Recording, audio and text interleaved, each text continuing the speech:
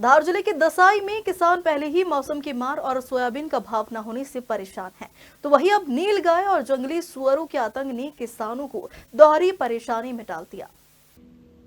आपको बता दें, दसाई क्षेत्र में इस समय खेतों में लहसुन, गेहूं, मटर व आलू की फसल लगी हुई है, जिससे जंगली सुअर भारी नुकसान पहुंचा रहे, जिसकी वजह किसानों को आर्थिक नुकसान उठाना पड़ रहा है।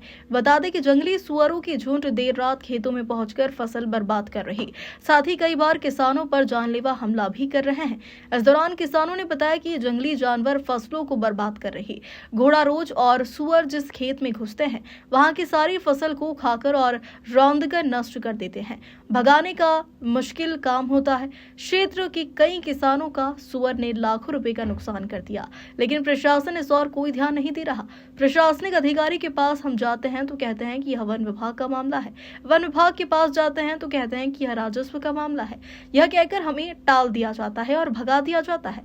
अब देखना यह होगा कि खबर प्रकाशित होने के बाद जिम्मेदार इस और ध्यान देते हैं या किसान यूं ही परेशान होते रहेंगे। जंगली सुअर किसानों की फसल खा रहे, रोंद रहे, परेशान कर रहे। किसान एक तो सोयाबीन की मार से परेशान है, भाव नहीं मिल रहे, और ये किसानों के खेतों में जंगली सुअर रात को दिन को फसल बोते हैं, रात को नष्ट कर देते।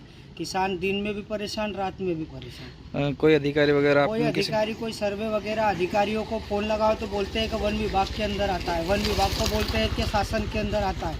मतलब किसान जाए तो किसके पास जाए। आपका नाम? मेरा नाम सुनील पाटीदार, दसाई। ये पहले हम घोड़ा रोज से परेशान थे, अब न जाने कहाँ से जंगली सुअर आ गए। जंगली सुअर ऐसी फसलों को नष्ट कर रहे हैं, दिन को बोते हैं, रात को ख़त्म कर देते हैं ऐसी। और मैंने 181 शिकायत करी, उन्होंने वहाँ से जो शिकायत है फॉरवर्ड पटवारी को करी। पटवारी बोलते हैं कि ये हमारे अंतर्गत नहीं आता, ये वन विभाग के अंतर्गत आता है। आप क्या चाहते हैं? हम यही चाहते हैं कि जो वन विभाग वाले हैं, इनके सुअर हैं, ये पकड़ के ले जाए, इनको वन में छोड़ा जाए। आपका नाम? गोकुल पाटीदार, दसाई।